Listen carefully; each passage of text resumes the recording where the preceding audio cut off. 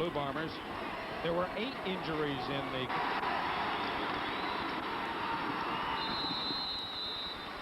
Certainly not enough for the first down. An interesting call down here. You'd think it'd be conservative football going for the field goal, but it was well blocked.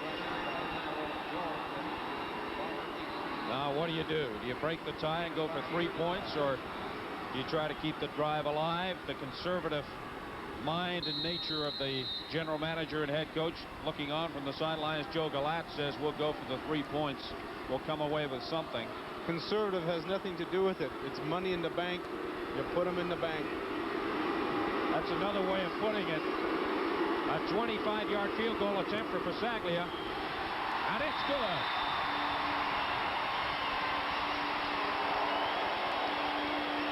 And that gives Louis Pasaglia the record. 465. 1 in front of Dave Cutler. It also gives the Lions a 3-point lead, 7-4.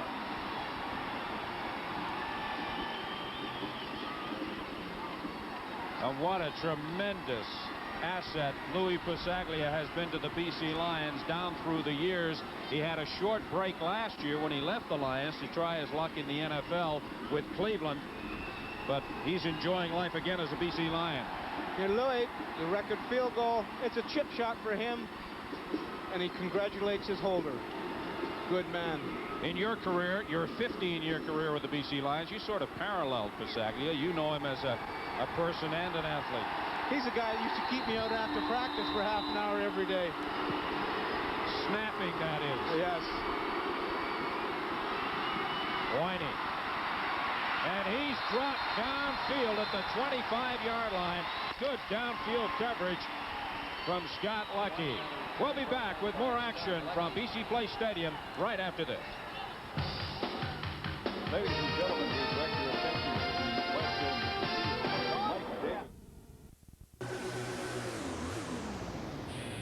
I know it's late, but we need that part fast.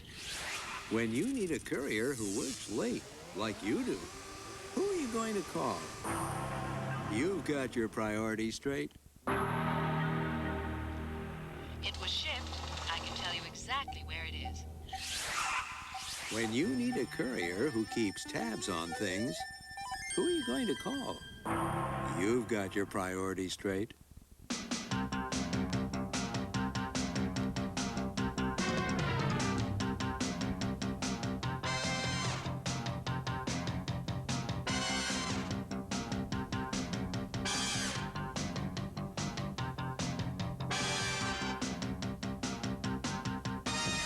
Will the dynamic daredevil Dunnigan and his leaping lions log all the laurels? You will find the answer at a stadium near you. Reimer delivers the West. Reimer speeds your freight west across Canada, beyond the Great Lakes, across the prairies and the Rockies, to the Pacific coast, and everywhere a road reaches. Western Canada is Reimer country. Nobody delivers it better, faster, and at a more cost-efficient price. And nobody dares challenge Reimer's exclusive guarantee, on time or free. Reimer delivers the West, and nobody does it better. This is not a hockey game here in Vancouver tonight, although the score would indicate as much. 7-4, Lions in front of the Bombers, but the Bombers have the football. 1st and 10 from their own 28. Salisbury to Murphy. And Murphy is ruled out of bounds at the 36-yard line. They mark it at the 35. As we look at the statistical story in that third quarter, a slight improvement for the BC Lions. Net yards 203 to 175. Passing 124 for the Bombers, 104 for the Lions. Time of possession still favoring the Lions by about 4 minutes. And perhaps that's reflected in the scoreboard, a 3-point margin, 7-4. Fourth quarter just underway. In and out of the arms of the intended receiver, Randy Faby. And he was helped there by Jerry Beasley. As soon as the ball hit him, Beasley hit him. Well, the very hot football that comes at him. I mean, we're talking about a 4-yard pass. Third down. If Fabi, it bounces off him. It's lucky it doesn't go right through him. And I think if you look at Salisbury right here, you might realize that he should have maybe feathered that ball in there just a little lighter. There was no one really around him at that point. You mean he should have thrown a Ronnie Lancaster-type pass? Yeah, but he used to loop them for 5 yards. They used to catch him, though. That's true, but Hugh Campbell's not out there tonight. Cameron getting set to punt for the Bombers. Both punters have done a good job tonight. Another good high spiral from Cameron, taken by Wallace. And Wallace dropped in his tracks at the 25-yard line. This program is copyright and is for the private use of our audience. Any reproduction or retransmission in whole or in part without the express written consent of the Canadian Broadcasting Corporation is strictly prohibited.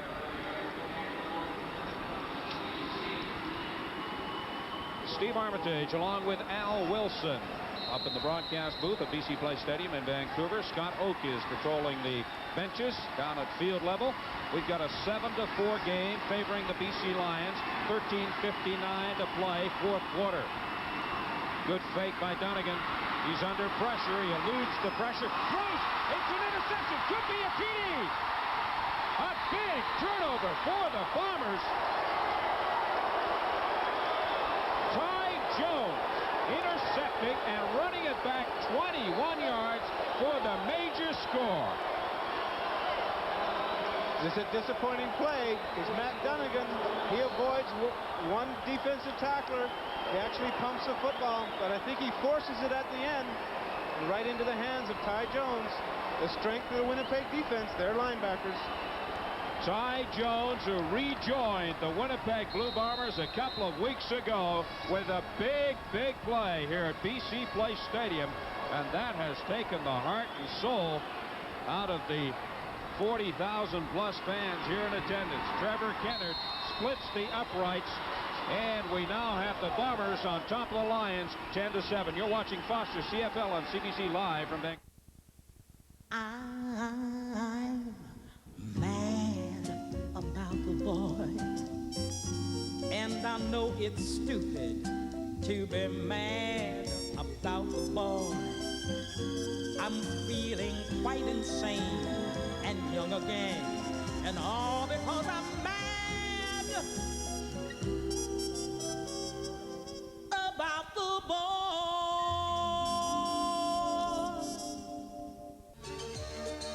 When something is this bold, when it's this incredibly real, this dramatically different, something clicks.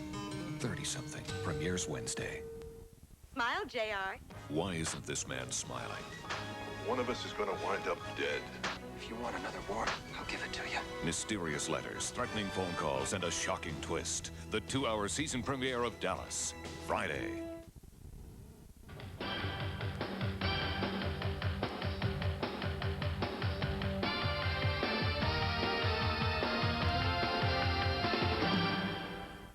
What's up, Winnipeg? Yolanda, I love you.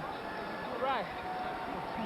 It was only fitting in a defensive struggle that that man, Ty Jones, should come up with the big interception for the Winnipeg Blue Bombers and go into the end zone to put the Bombers on top of the Lions 11-7. A big turnover. And Ty Jones, the man of the hour for the Bombers, as Trevor Kennard gets set to kick off. Let's see if the BC Lions can respond and get their fans back into this game. Darrell Wallace, and Wallace unable to control himself, and he goes out of bounds. Don't forget, we've got hockey on CBC television. Molson Hockey Night in Canada, a special edition. The Flames in Moscow against the Wings of the Soviet. The Flames looking for their third straight win on their friendship tour, the Soviet Union. That's at Monday, 7 o'clock in all time zones right across the country. Don Whitman and Harry Neal providing the play-by-play. Ron McLean over there, and I'll be hosting at our Hockey Night Canada Control Studios in Vancouver. BC Lions 1st and 10 from their own 18.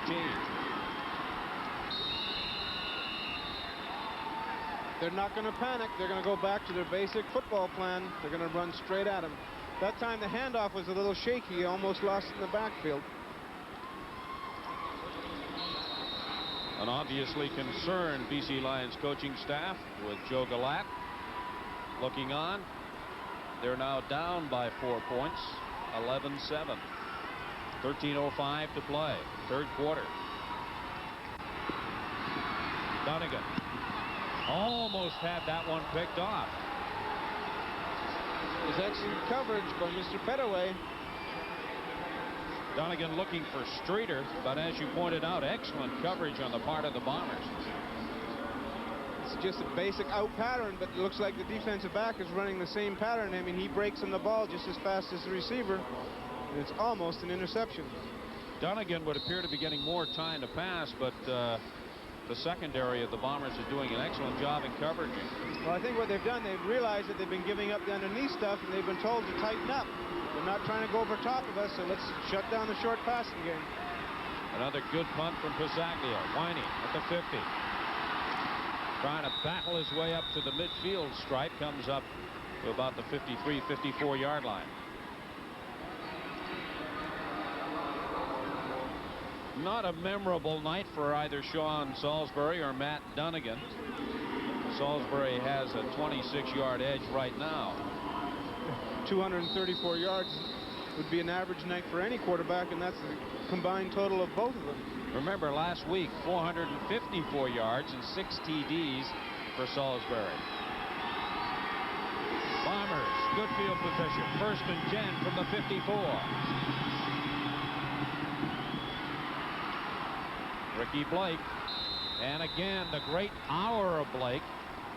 He was stock cold at the 50, but he got down to about the 46, 47-yard line. I've been impressed with this young man's power. They said he didn't have the speed of a Tim Jesse, but what he lacks in speed, he certainly makes up for in drive and determination. And I'm telling you, in a game like this, where it's all hard-hitting football, that's the type of back that you need in there. He's going to find yourself, 5, 6 yards of crack. Cherry's the same way. The numbers aren't impressive, but they're tough yards. They need one for the first down. And who else but Mr. Blake? And he's got that with yards to spare. Alondra Johnson there to make the tackle. Defense is going to have to bow their backs. They have just given up the lead on a defensive turnover. They cannot afford. And here it is again, Blake. The thing that bothers me here, he breaks free of the line of scrimmage. There's a large hole there. The defense is going to have to dig in from here on in. I like dig in better than bow their back. That's a football technique that a quarterback wouldn't know about. Blake again and again, some of that power as he gets down to the 31-yard line. It took 3 BC Lions, led by Paul Wetmore, to bring him down that time. Mike Riley likes what he's looking at out there now. What you're going to see here is he's going to break into the defensive secondary, and it's Mr. Ken Watson to try and do an arm tackle, and that's not going to bring down this man. It takes 4 or 5 BC Lions before he hits the turf.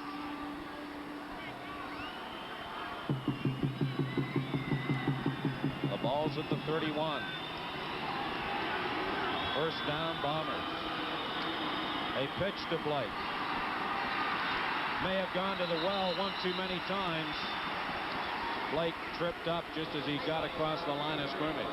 And this was an excellent play by a linebacker with speed again. Alondra Johnson changes this path of direction where he was looking. He does not make the tackle, but he slows up the play, and Whitmore came in to finish him off. 10 minutes remaining to play. Fourth quarter. Bombers lead 11-7, and they're on the move. 2nd and 9. Ball at the 30.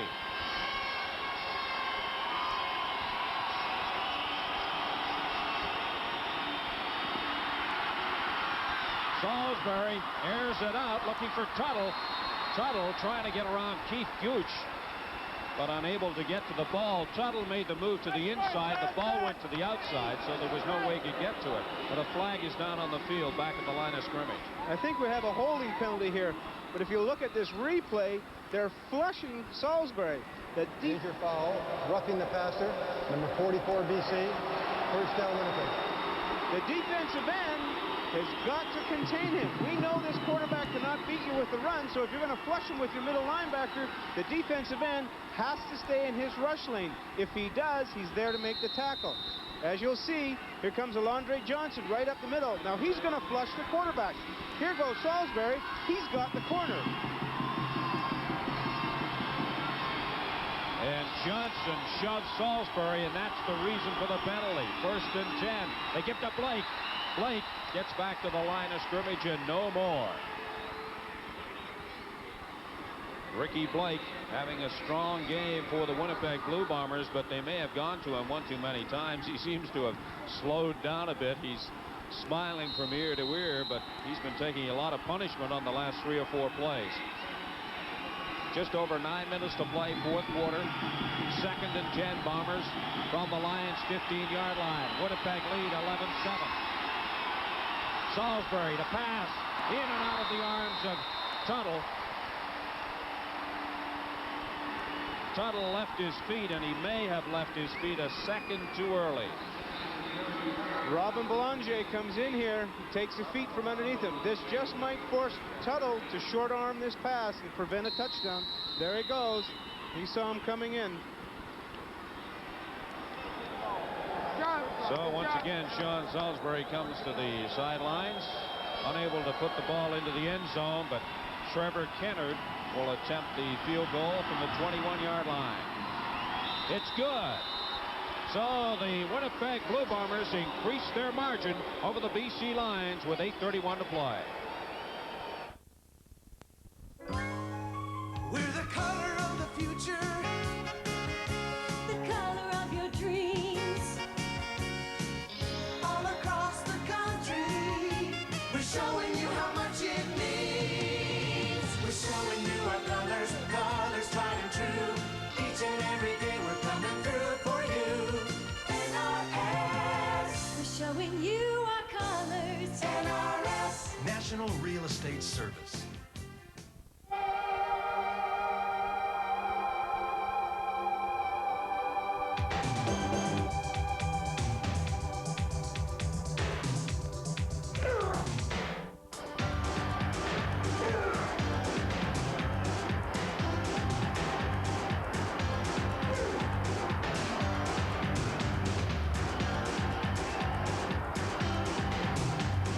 Argo's action. It's alive. Mail clerk. So you're just driving along and the best actor in the world asked you to be his agent? Well, actually, we were outside the car, fighting. One punch changes his whole life. The famous Teddy Z, Monday. Get out of the apartment. The relationship is over. Codco, Thursday on CBC Television. The Kids in the Hall, Thursday on CBC Television. Lots of football remaining here at BC Place Stadium in Vancouver. The Bombers on top of the Lions 14-7, 8:31 to play. Trevor Kennard will get set to kick off following that field goal that gave the Bombers a 7-point lead. Wallace, 25, 30, and he gets up just shy of the 35-yard line. So far in this game here at BC Place Stadium tonight, we'll take a look at the plays that have been used. BC Lions, 21 rush, 20 pass. Bombers, 23-22. Too much rushing, too much passing? It's called a balanced attack for both football teams. They both came in here and decided they're going to play just a little more conservative football. They wanted to control the tempo.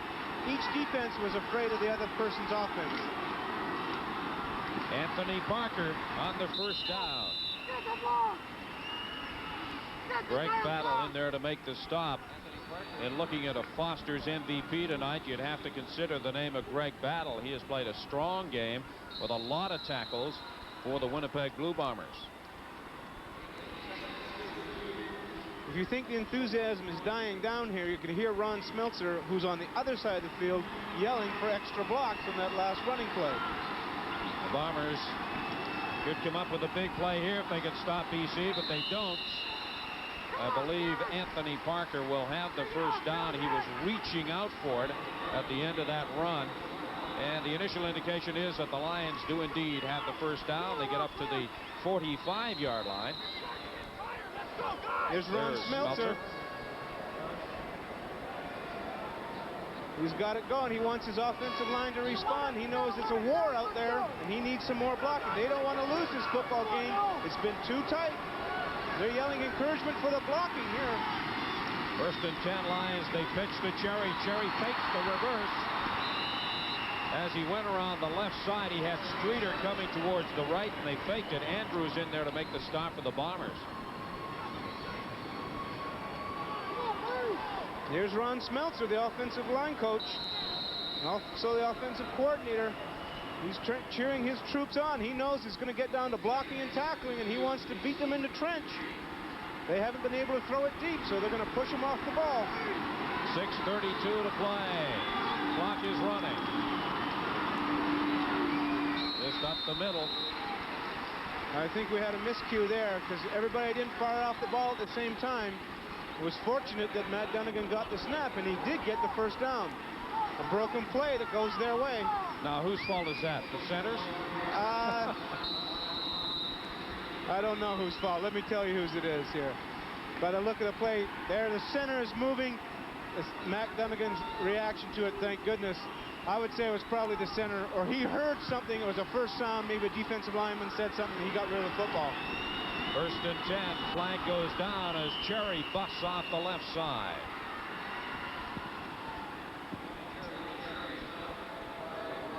.5:49 to play. Bombers lead 14-7. You can see the flag down at the line of scrimmage. Offside. Winnipeg number 76. First down, repeated. I don't think he moved. I think he was lined up offside before the play actually started. And that's what he's saying. I didn't move. Andrews, the guilty party for the Bombers. So it's now 1st and 5 for the Lions. And the ball's at the 48-yard line of the Bombers. Dunnigan swings it out to Cherry. Cherry forced out of bounds at the 34-yard line. They got a back out there. You see Greg Battle is trying to chase him down, but it's a mismatch of speed.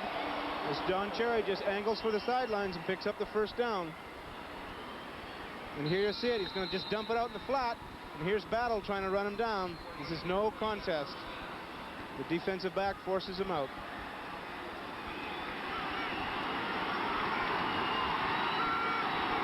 First and 10 from the 34. Quick pass to the left side. This is Todd White.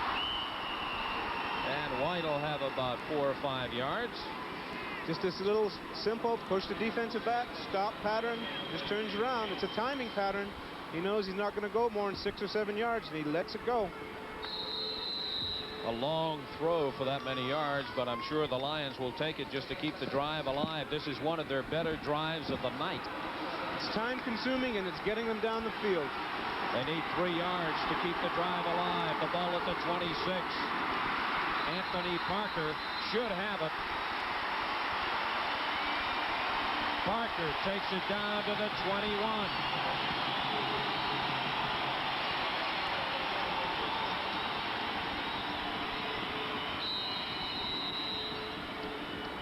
Here goes simple dive play. They give it to their big back. These are the tough yards you get down here. I would hazard a guess if they hadn't made it, Mr. Parker would have seen the ball one more time. They mark it at the 22, 1st and 10. Pitch to Cherry. Cherry right side. Still on his feet. Still going. Touchdown!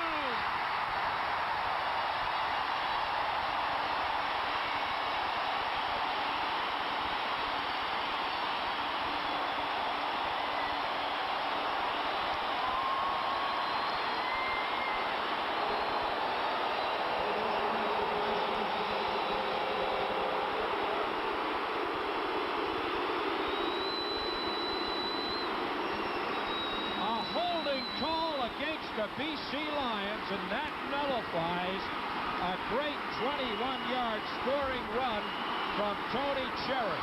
This is just a shame because this is a great individual effort on his part. He gets a couple of blocks, but the rest of it's just him and his heart as he bounces off several tacklers. And the guilty party is probably one of the better football players in the field tonight, and he gets called. Here he's going to come off the edge. He makes a block. If he hadn't thrown him down, the block was made. The mistake was he threw the man down after he had made initial contact and stopped the man. Mental error. So the Lions will try to do it again. They swing it out to Cherry. Cherry turns the corner, but this time a good hit by Ken Petway stops Cherry short. As you see, they're starting to react to Tony Cherry going out there. You had Andrews, the defensive end. As soon as he sees Cherry flaring out of the backfield, he gives pursuit. He's leaving Matt Dunnigan and going for the flat. They mark the ball at the 31-yard line. It is 2nd and 19 for the Lions. 3:12 to play. Bombers lead 14-7. Dunnigan puts it up, looking for Streeter. Touchdown!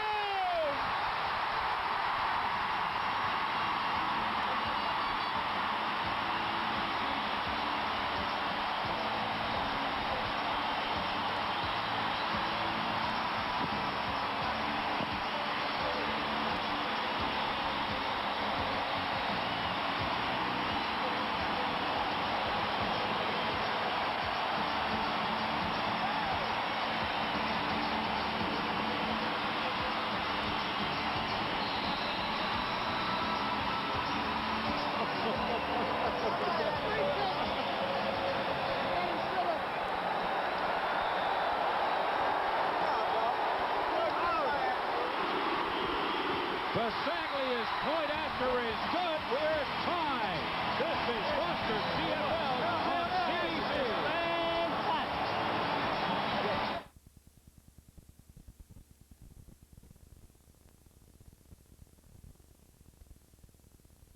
You're gonna like the taste of Foster's Draft.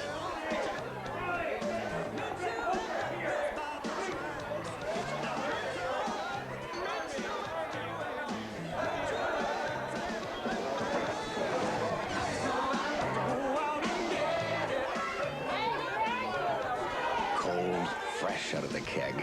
Foster's Draft. You have to go out and get it.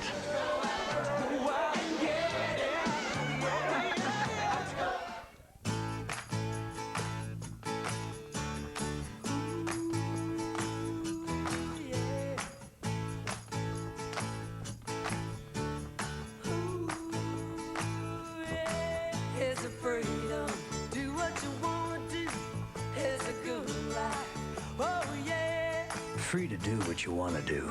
That's the freedom of winning millions. The big Lotto 649. It's freedom for a dollar.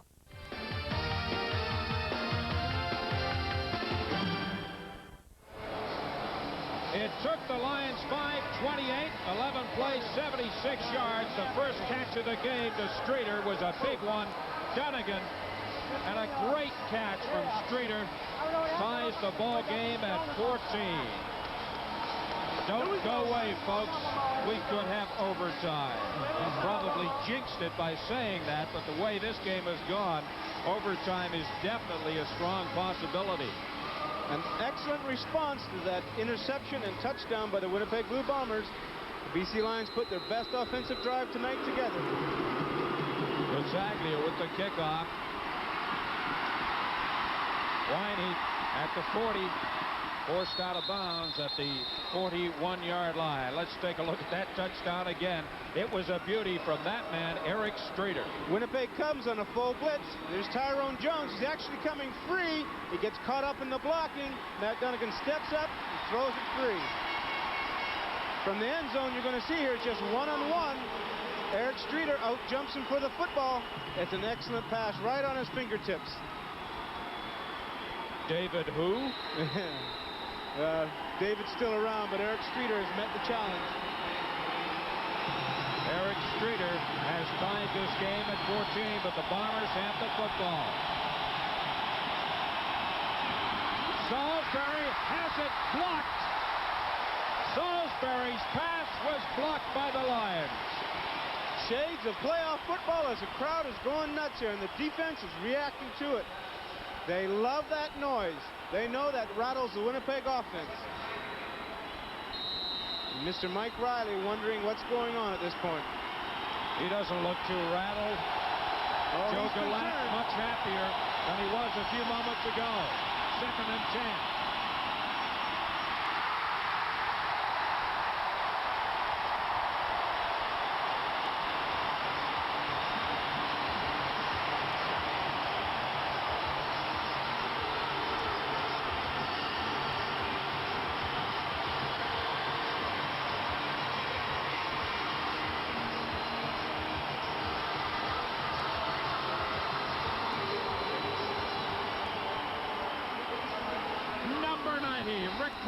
Coming up with the defensive play of the game so far for the BC Lions, sacking Sean Salisbury and forcing the Bombers into a punting situation.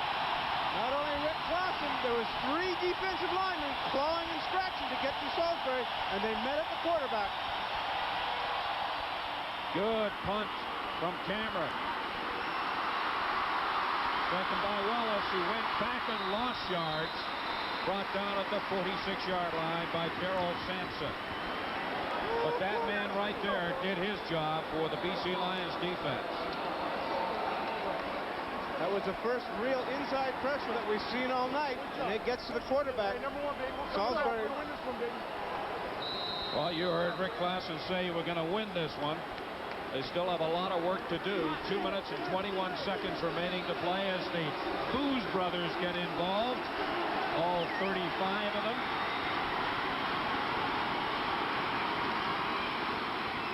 Anthony Parker up the middle. 3 or 4 yards, no more. 2:17 to play. We're tied at 14. Could this be the drive that puts it away for the BC Lions? Can they eat up enough time on the clock, maybe finish it with a touchdown or a field goal? They need about 20, 25 yards. Take it down about 10, 15 seconds and leave it to Louis' foot. 2nd and 7. The ball's at the 50.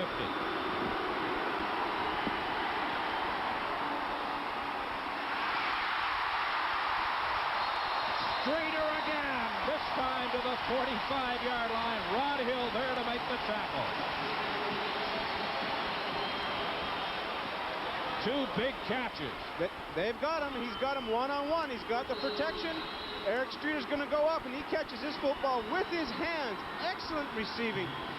Just a shirt-tail tackle here. He's going to go for more. The ball was thrown slightly behind Streeter, but he was able to turn his body and get his hands on it. Tony Cherry. Cherry down to the 42-yard line. 1:36 to play. Tied at 14. Tony Cherry trying to find that outside. He had the cutback, but I think he had committed himself to try to get to the outside. Now let's go down to Scott Oakes. Scott? Well, Steve, here on the Winnipeg bench, Les Brown sits and wonders what might have been. Just before the touchdown catch by Eric Streeter, the cornerback pulled his hamstring, had to come out. Ken Petway took his place on the corner. It was Petway that Streeter beat for the major score. 2nd and 6 for the Lions. Dunnigan puts it up and over the head of Streeter. Now what do you do?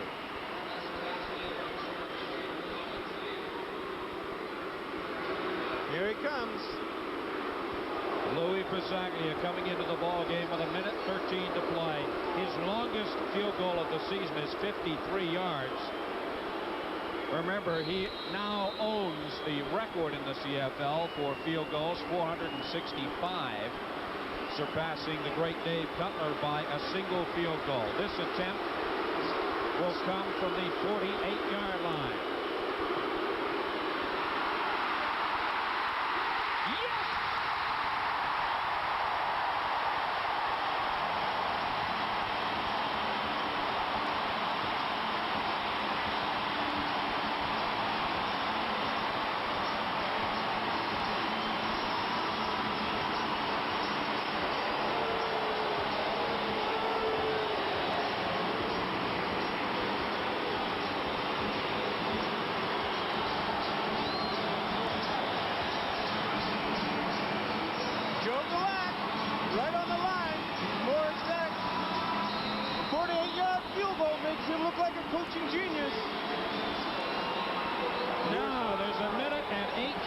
remaining to play. The Lions lead by 3.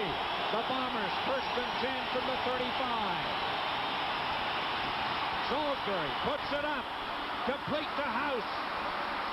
Good play all the way around. Excellent pattern by House and a good throw from Salisbury. This game is not over yet. 1 minute to play. And the Bombers are on the move. Remember, they've got a pretty good field goal kicker, too, in Trevor Kennard. He can hit from just as far out as Louis did. The BC Lions had a full blitz on that time. Alondre Johnson was just half a second too late. First down, Bombers. Ball at the 52. Salisbury gets it away. In and out of the arms of the intended receiver, James Murphy. Good effort on the part of Murphy. Good coverage from the Lions. You know who's doing a good job is Salisbury. He's moving this pocket. He's reacting to pressure, and he's not standing in there. I think he realized he's been getting hit. It's a semi-roll. Comes back to the middle and unloads. 54 seconds to play in the ball game. 2nd and 10. Could be the big play of the game right here.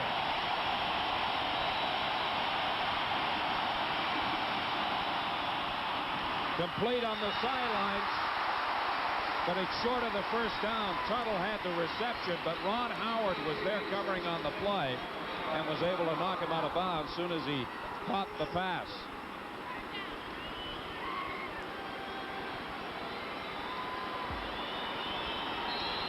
Now you know they're going to go for it. 3rd down, about 1.5 yards to go. 48 seconds to play. And that should be the first down. It is the first down. The Bombers keep the drive alive. 43 seconds to play. Sean Salisbury goes to his best receiver. It's a clutch situation. This short little hook.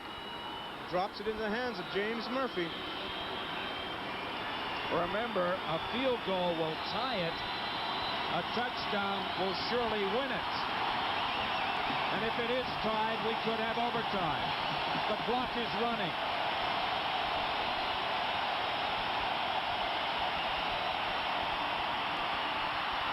Good run there from Ricky Blake as the Bombers move it ever closer.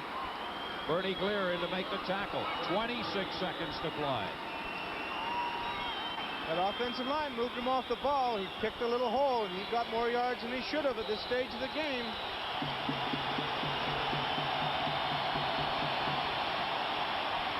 Again, they give it to Blake as they move it into position for Trevor Kennard. Is he feeling the pressure or what? But this drive is not over. The Bombers have the first down. The ball is at the 28-yard line. Should Kennard come on, it will be nothing more than a chip shot for the Bombers' talented field goal kicker. They give it to Blake. He's hit as soon as he gets to the line of scrimmage. Maybe has a yard, no more. And now Salisbury is calling for a timeout with 8 seconds showing on the scoreboard clock. Talk about drama for a game that at one point was as dull as dishwater, a 1-1 tie. Here we are, 17-14. Lions on top, 8 seconds to play, but the Bombers in position to tie it. You said earlier in the telecast to me, you wanted this type of football game. This is what broadcasters dream of, and football players hate. And there it is, Steve, all for you. It's a great introduction to the broadcast booth for Al Wilson, I'll tell you. Now, Kennard getting set. It'll be a 34-yard attempt. The kick is up and good. We are tied at 17 with 5 seconds to play in regulation time. I think we are in overtime now, Steve. As a former captain of the BC Lions, perhaps you can explain the overtime procedure to us. Thanks a lot. I think they changed the rules after me. I think it's 2 10-minute halves, but it is not sudden death as it is in the NFL. No, it is not sudden death. They will play 5 minutes either way as a quarter, and at the end of that time, Well, here's the reaction now of Mike Riley on Kennard's field goal. Yes, sir. That one long play to Rick House. And Salisbury was under pressure. I mean, they were one sack away from holding them down in their own zone. Joe Galat must have thought he had this one in the bag when Matt Dunnigan hooked up with Streeter for that electrifying touchdown here at BC Place Stadium. But such is the nature of football, such is the nature of the CFL. You know, ain't over until it's over. We're tied at 17. Trevor Kennard now getting set to tee this one up.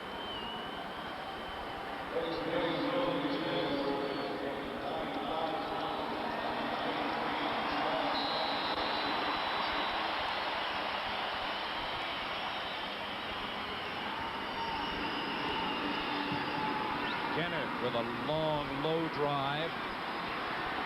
Picked up by Tony Cherry. Cherry knocked off the balance at the 35-yard line with 2 seconds now showing on the scoreboard clock. A 55-yard kick, a 15-yard return. Attendance here tonight at BC Place Stadium, 49,093.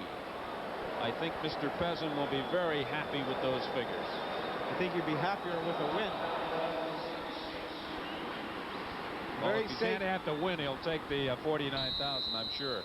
Well, I don't think Mr. Peasant has to count the dollars at this point. He wants to see success in the field. He breeds off of that. Now, what do you do if you're the BC Lions? You just sit on the ball. Sit on the ball and play for overtime. Not Matt Dunnigan. He gives it to Tony Cherry. Tony Cherry still on his feet. Tripped up at the 45-yard line. And there goes the gun to end regulation time. When we return, we'll have overtime at BC Place Stadium.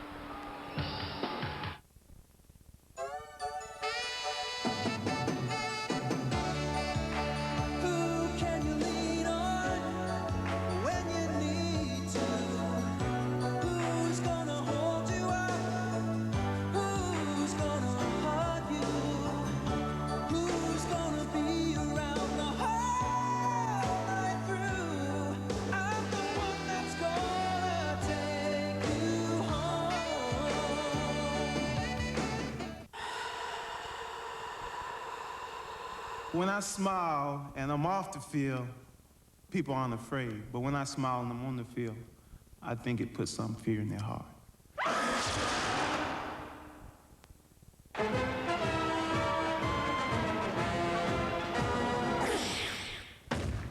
Ottawa at Hamilton, September 17th. Buy a ticket. Feed the cats.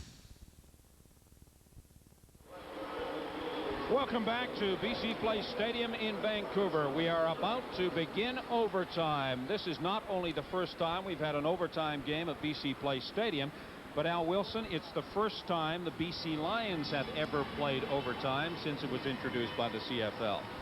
This is true, but the difference is in the NFL, first score wins. Now we're going to see 10 minutes of football, 5 minutes either way, and at the end of that time, if there's a winner, the game's over. If it's tied, we'll go again. And I believe we only play 2 10 minutes, and if it's tied after that, then it will remain a tie. So we'll begin the first 5 minutes of overtime. As we mentioned earlier, this game started off as a bit of a yawner, a 1-1 tie for the longest time.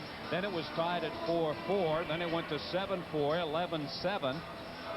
And the BC Lions thought they had 2 points in the bank when Dunnigan hooked up with Streeter late in the game to make it 17-14. But then the Winnipeg Blue Bombers came right back down the field and tied the game with a field goal from Trevor Kennard. So that's where we're at right now, 17-17. About to begin the first 5-minute overtime period. Keep one thing in mind, it is not sudden death. They will play 5 minutes one way, 5 minutes the other, and then hopefully we'll have a winner in this game. Let's take a look at the statistical story through 4 quarters of play. As you might imagine, in a 17-17 tie, the stats board very close. There's not 3% difference in any of those stats whatsoever. And now, not too many of the 49,000 plus have left the stadium. Okay, Steve, what do you do now? Do you open up your offenses or you stay conservative? I would stay conservative with the field goal kickers kicking as well as they've kicked, both Kennard and Pasaglia. You might be able to win it with field goals. But then I've been wrong before. Nah. Wallace still on his feet. Wallace brought down at the 43-yard line. Darrell Wallace with a good return, giving the Lions good field position. A 61-yard kick and a 29-yard return. This is going to be a big key in this overtime period. Is field position. You're not going to want to give that up at any time. If you can keep the other team penned in, increases your opportunities to score points. 4:46 remaining to play. Opening 5-minute overtime period. 1st and 10. Donegan just lays it out there, hoping that Streeter could get to it. A flag goes down. It could be pass interference on the Bombers. BC Lions going to come out and throw the football deep. A little bit of a deviation from their initial game plan. Here's Eric Streeter. It's just a hook and go. And Petaway doesn't have the speed. And he's going to push on there. He's hanging on to his right arm. Just that little grab by his left arm, and that's why they threw the flag. Petway in attempting to keep Streeter on the outside and not let him back inside to get the ball, which is what Joe Galat is explaining right now. And now it looks as if we're going to get a penalty the other way. Legal contact. Winnipeg number 8. 10-yard penalty. 1st down. No, it was just a legal contact. I think they're ruling incidental contact. That interference is a major foul. It's going to be incidental contact, so it's only a 10-yard penalty. It still moves the ball forward for the BC Lions, which was the name of the original game. 4:29 to play in the first overtime quarter here at BC Place Stadium. Again, we remind you, it's not sudden death. They'll play 2 5-minute quarters. 1st and 10 Lions. Ball at the 52-yard line.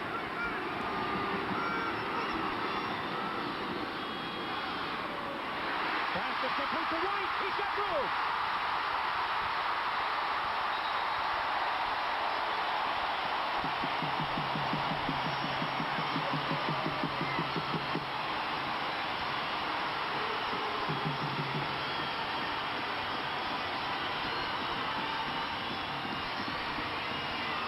Here we go. The BC Lions are going to open it up.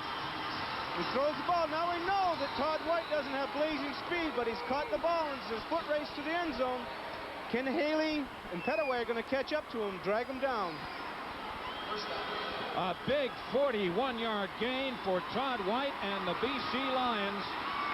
1st and 10 from the 16. They pitch to Cherry. Cherry cuts it back inside, gets down to the 15-yard line. Greg Battle brings him down. And what a game Greg Battle has had for the Winnipeg Blue Bombers. The leading tackler on the Winnipeg defense, Greg Battle, is going to stretch it out. Cherry's going to try and cut it back, and Greg Battle fills the hole to make the tackle. Excellent defensive play. A pickup of a yard, maybe a yard and a half, make it 2nd and 9 from the 15. 3 minutes to play. First overtime quarter here at BC Place Stadium. We're tied at 17. Donegan just floats that one into the end zone, looking for Tony Cherry. It falls incomplete. So that will bring on Louis Pasaglia. Matt Donegan was under severe pressure. There's someone from the outside, came unblocked. Here it comes. Anthony Parker just overthrows the football here. Just a little bit of rough stuff. Mr. Cherry is going to tell him that I'm here to beat you. Pasaglia will attempt this one from the 22-yard line. The Lions go in front 20-17. But remember, it's not sudden death, so the game is not over. Yep, but this puts the pressure on the Winnipeg offense. They have scored no matter what. They're holding the leading edge. Now time is a factor at all times to move up and down the field. what are you going to do when you get third down in short situations where you're on the field? Winnipeg cannot afford not to respond fairly quickly.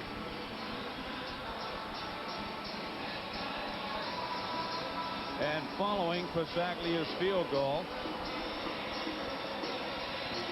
Louis will once again do the honors and kick off from the 35-yard line. Winey and McCall set to receive this. Pasaglia 4 for 6 in the field goal department tonight.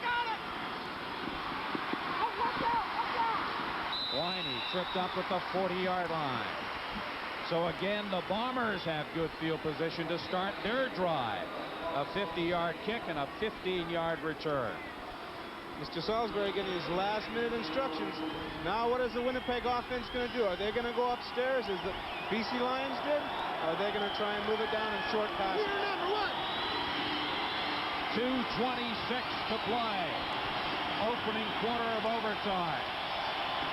The Bombers 1st and 10 from the 40.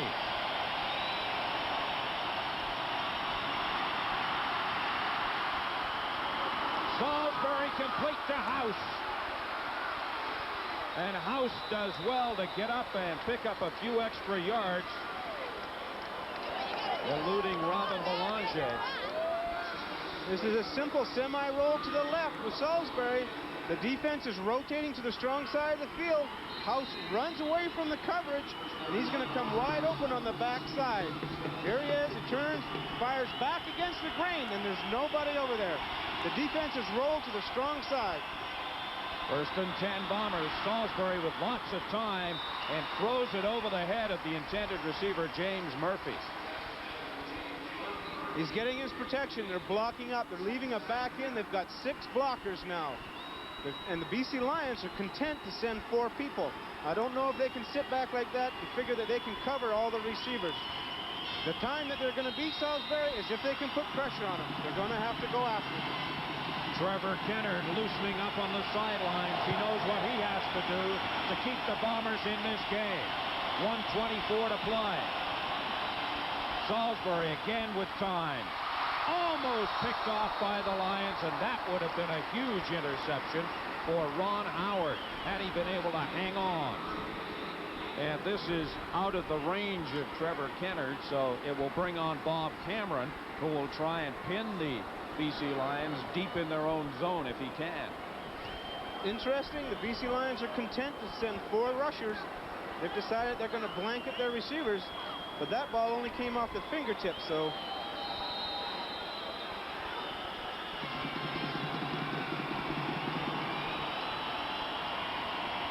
Cameron, with his range, could also pick up a single point on this one, and that could be a big point.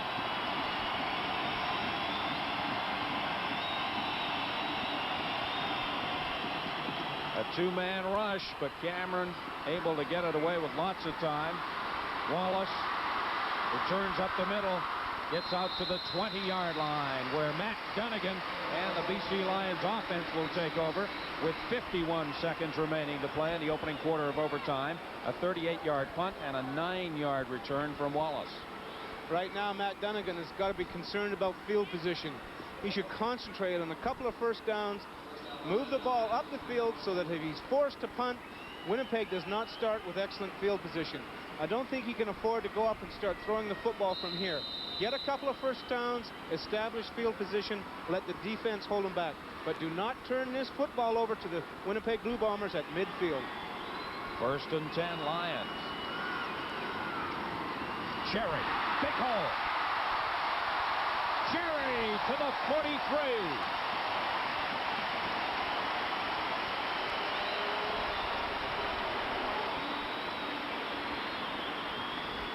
Here it is, Tony Cherry. It's a conservative play. They're running around. Big block by Parker. It's only the hustle of Quincy Williams that comes back and saves the day, or it's all the way to the end zone. And I think 24-yard pickup for Tony Cherry. A huge gain under the circumstances. An injured Winnipeg Blue Bomber down on the field. It's Quincy Williams, the man that hustled back to make the tackle. But the BC Lions have now established field position again. Even if they're forced to punt from here, Winnipeg should be backed up in their own zone. At this stage in the game, fitness has to become a big factor. They're lucky it's not the summer. The stadium is fairly cool tonight, but you're right. Now they're into the 5th quarter of a football game, but it's cool tonight. It's those that can suck it up. And it's tougher, I think, on the running backs. The big linemen, they're going to be pushing people. They're cooling people down in there. But the linemen have a little more push. I think it's your specialist people that have to put out and still pound with their legs and make those extra yards. Quincy Williams is on his feet and making his way towards the Winnipeg Blue Bombers bench. Greg Battle going in to replace him. Both defenses have had outstanding games here at BC Place Stadium tonight. The ball's at the 44-yard line of the BC Lions. 34 seconds remaining to play in this opening quarter of overtime. Donegan gets the pass away to Scott Lucky down inside Bomber territory. The play selection is razzle-dazzle, a play that they've been covering all night. With Cherry in the flats, he fakes it to him and throws it over the middle to Leckie. But underneath coverage is not there. Louis Pasaglia warming up once again as Donegan goes to work. Completes it to Jamie Terrace down at the 40-yard line, just shy of the 40-yard stripe. You want to talk about fitness, the BC Lions have decided that they're going to go with what they call their fire offense. They're not going with a huddle. They're putting the pressure on that defense. They're going to try and wear them down. They've got their plays pre-called, and they're going to come right at them. The Lions lead 20-17. We're in overtime. Quick pass to Todd White. It's complete. He has the first down with about a yard to spare. We're now down inside Pasaglia's range for a field goal. And again, Matt Donegan going with the hurry-up or hustle offense. Fire offense, as Al Wilson calls it. No huddle. Donegan going long. Incomplete.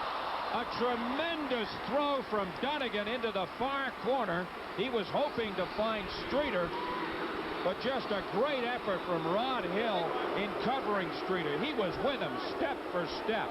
He had the inside position. It doesn't get any better than this. Streeter's just in a straight fly pattern. Hill is all the way, puts up that inside arm and knocks down the football. That's classic defensive back play. Doesn't get any better than that.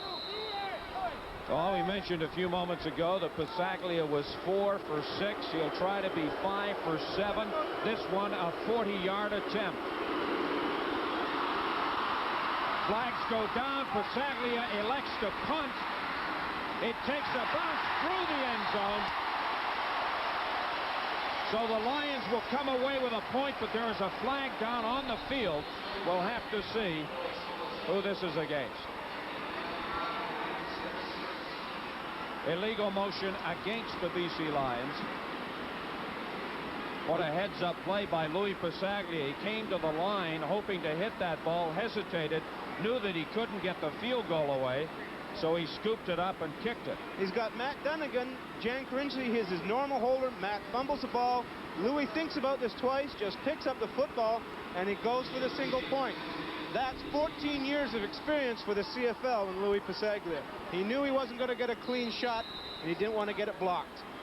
But he will get another chance, this time from the 45-yard line. So he's still within his range. Remember, his longest this season is 53. He's already kicked a 45-yarder in this one. This time, the hold is good. The kick is good.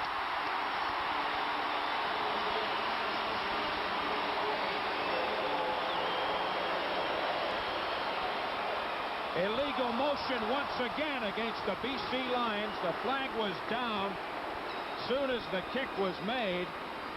So this will send the Lions back to the 50-yard line.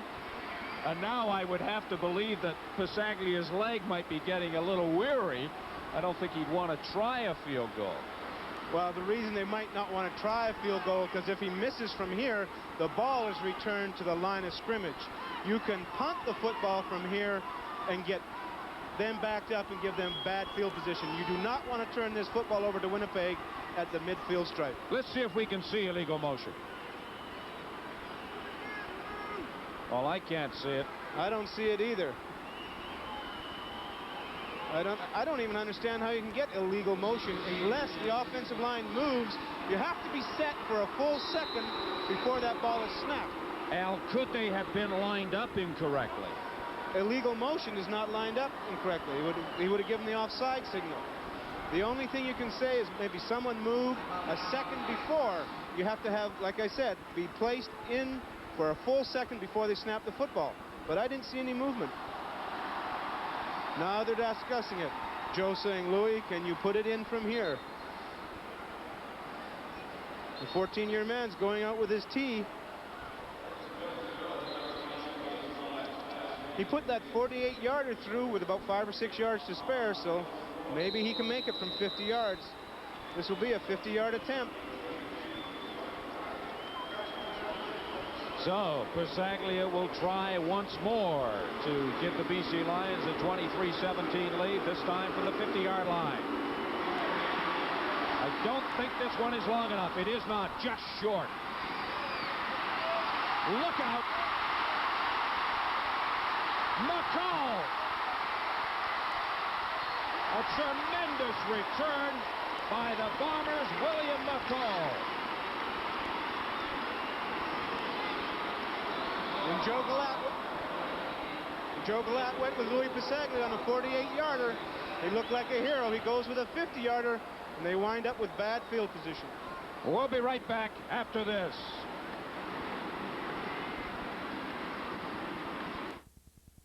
Sie müssen uns den Bericht so schnell wie möglich senden, weil einer... When you need a courier with connections to the EMS worldwide network, who are you going to call? You've got your priorities straight. I know it's Saturday. We had a small fire, and I need to duplicate discs Monday. When you need a courier who's always there, who are you going to call? You've got your priorities straight. Oh, the time is right, and the picture's bright. There's so much to see. Good times, happy times, special times for the whole family. We gotta take the time to really see in the daytime how beautiful the world can be. In the nighttime on CBC.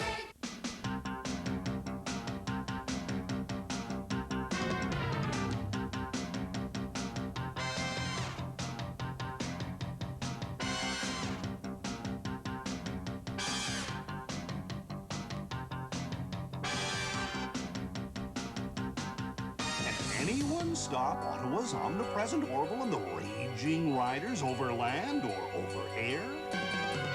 You'll find the answer at a stadium near you.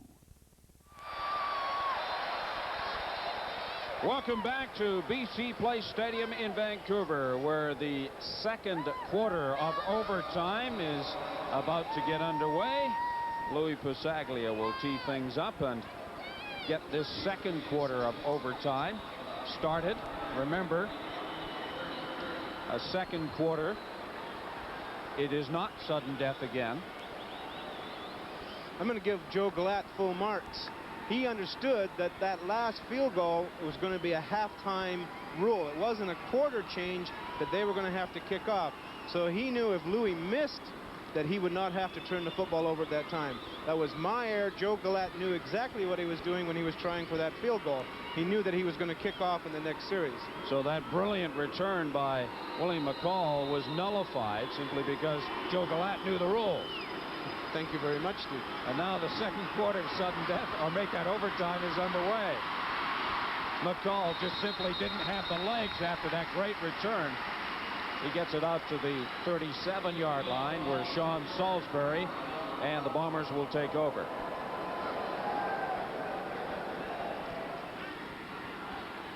The head of CBC Network Sports is Arthur Smith. The senior producer of the CFL on CBC is Lee Herberman. Tonight's game from BC Place Stadium was produced by Steve Lansky. Our director tonight was Brent Hayward. Our isolation director, Ron Forsythe. Salisbury, complete to Tuttle. Tuttle has the first down for the Bombers. 4:33 to play, second overtime. There's something going on out here that I don't agree with. There's 5 minutes of football left. They're rushing 4 defensive linemen, and they're letting them catch the ball underneath. They're playing what you call a prevent defense. They're going to give them the short stuff. You give them enough short stuff, and they're in field goal range.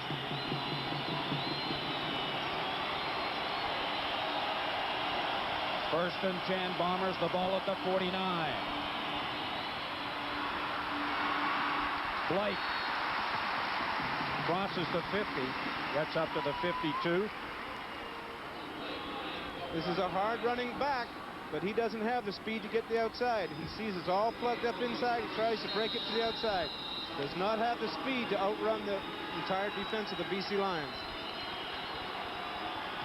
A gain of about 2.5, 3 yards, make it 2nd and 7 from the 52.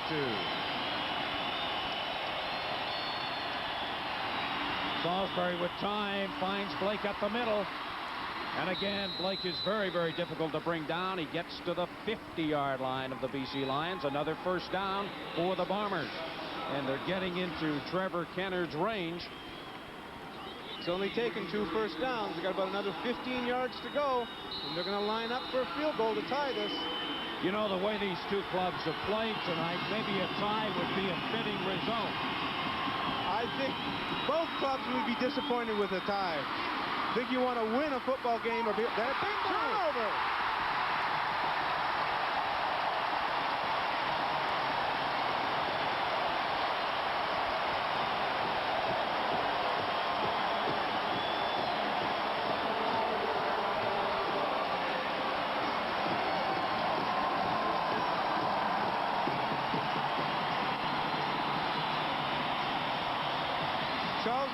There he's out in the flat. He's going to throw it. It's a good reception, but it's going to be the hit by the defensive backs that come. It's going to stripped away from number 10, Ron Howard was the man that stripped that ball away. Robin Belanger, the young man out of McGill, coming up with a big fumble for the BC Lions. 2:47 to play, second overtime. You see Tony Cherry as he takes that ball up in the middle this time. He's got both hands around that football. And as soon as he gets into heavy traffic, he's putting his head down and going for the turf. There's nothing going to be fancy about this drive. Well, if the BC Lions can kill off the remaining 2 minutes and 24 seconds, they will have done a magnificent job. However, if they can't, the Bombers still have lots of time.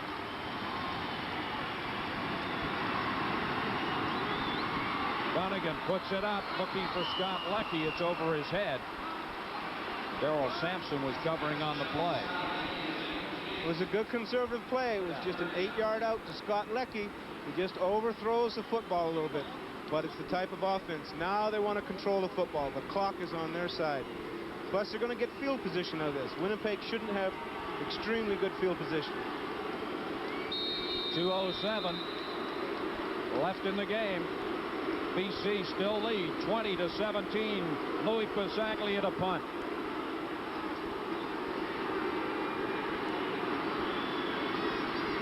Obviously a long count. Pasaglia trying to draw somebody offside. Didn't work.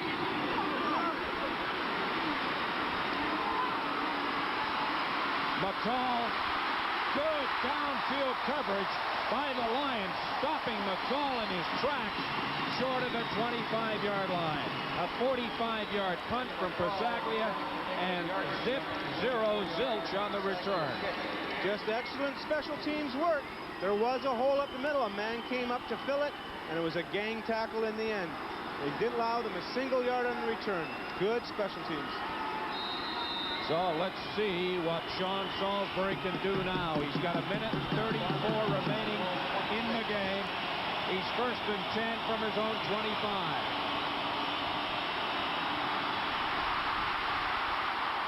Salisbury tried to find Cochran with a little shovel pass underhand, but it didn't work. Last man I saw did that was Mr. Wilkinson for the Edmonton Eskimos. Used to beat us regularly. With that kind of a pass. Do you know why he had to throw it that way? He was too short to throw it over the lineman, so he had to throw it under. Wilkie, if you're listening, you didn't really mean that. Yes, Second and 10 Bombers. Salisbury under pressure, gets it away.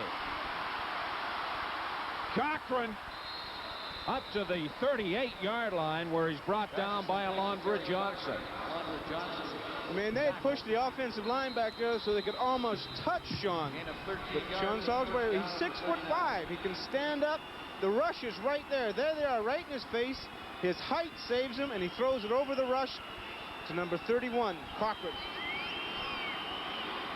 Well, just when it seemed like time had run out for the Winnipeg Blue Bombers, they keep the drive alive. Good heads-up play by Cochran and Salisbury. 59 seconds to play. Salisbury again puts it up, complete to Perry Tuttle.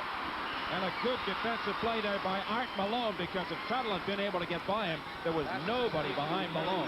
Malone's done a good job. Yes, they did catch the football in front of him, but there was no yards gained after the reception. He makes the tackle. Good, sure tackle. Time is running out for Winnipeg now. BC just has to hold them back another 20 yards.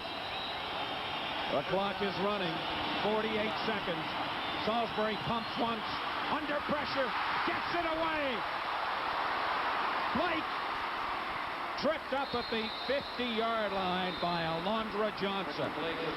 Again, Sean Salisbury finding a secondary receiver. Dumps it off. All the people are all in his face. I think his height again is saving him here. He's about to be tackled, but number 35, Moret, just dumps off the football. They need 4 yards for the first down. 31 seconds to play. Salisbury with time. Puts it up, going long. He's got a man open. Touchdown! James Murphy!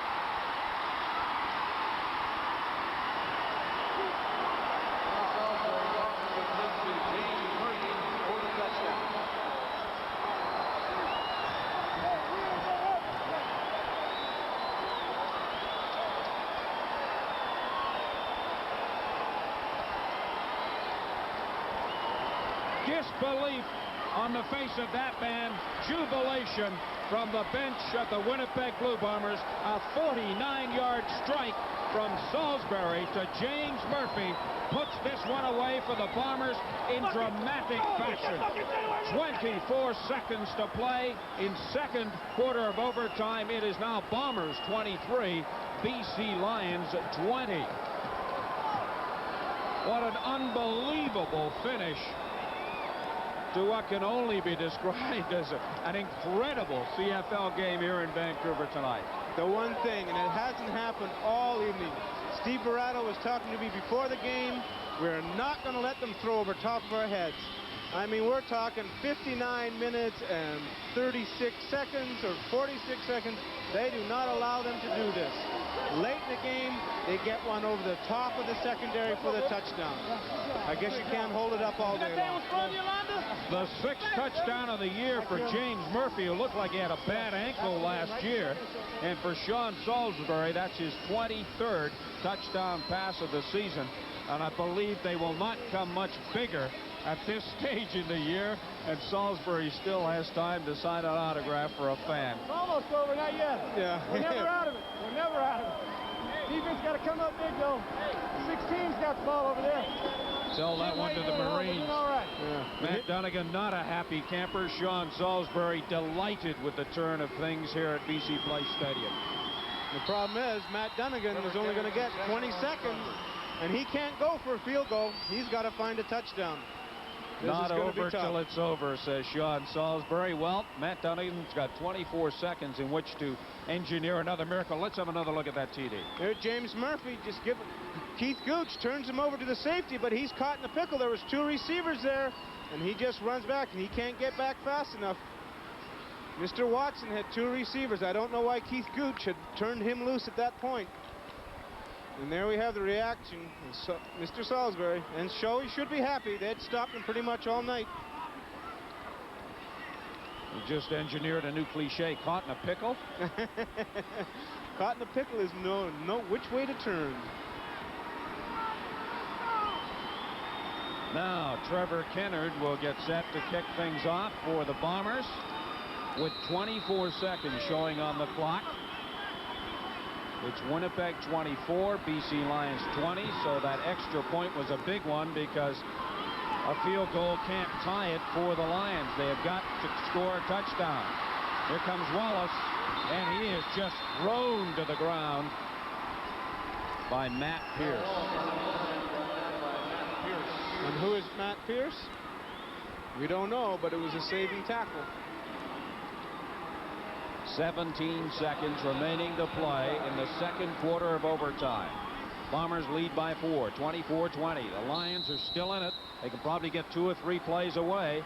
And if anybody can engineer a last-minute Hail Mary type situation, it's Dunnigan. Dunnigan puts it up. It's complete to Todd White. Not the Make that Mike Bellefontaine. Not the fastest receiver on the field. What I'm going to expect is Streeter. Streeter's their speed man. You're going to have him one-on-one, but I'm surprised they've got him against Hill on the right side of the field. I think they go to Petaway, the inside halfback on the other side. Running the hurry-up offense. Dumps it off to Cherry. Cherry still on his feet, but the clock is running. Clock is likely to run out. It does. There is no time remaining on the scoreboard clock. The game is over. The BC Lions losing in dramatic fashion to the Winnipeg Bombers, 24-20. A great victory for Mike Riley. Disappointment and frustration for that man, Joe Gallant. But look at Riley. Is he a happy coach or what? You know he's won a tough football game. Here's 2 football teams that battled it right to the end, tooth and nail. Tony Cherry was being dragged to the ground by 3 or 4 people when there was no time left. What can you say? The BC Lions fought him to the end. There should be no disappointment on either side. It's disappointing for the Lions because it puts them farther back of the race. The final score for the Bombers in overtime, 24-20. This is Foster CFL on CBC.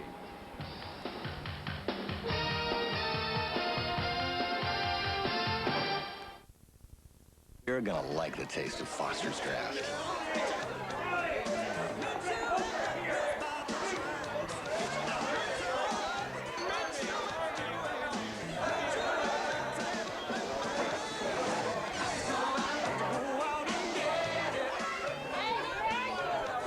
Cold, fresh out of the keg. Foster's Draft. You have to go out and get it.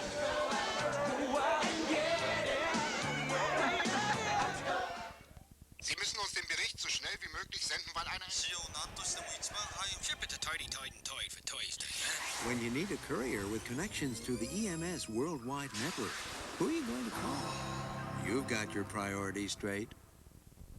I know it's Saturday. We had a small fire, and I need to duplicate discs Monday. When you need a courier who's always there, who are you going to call? You've got your priorities straight. The big-time atmosphere returned to BC Place tonight, the largest crowd in 2 years here, but the Bombers spoil the party for the Pez and his fans by claiming an overtime victory. Be with us tomorrow afternoon as the Rough Riders try to stop the Edmonton Eskimos at Taylor Field in Regina. We'll have the telecast beginning at 3 o'clock Eastern. Until then, we bid you good night from BC Place in Vancouver.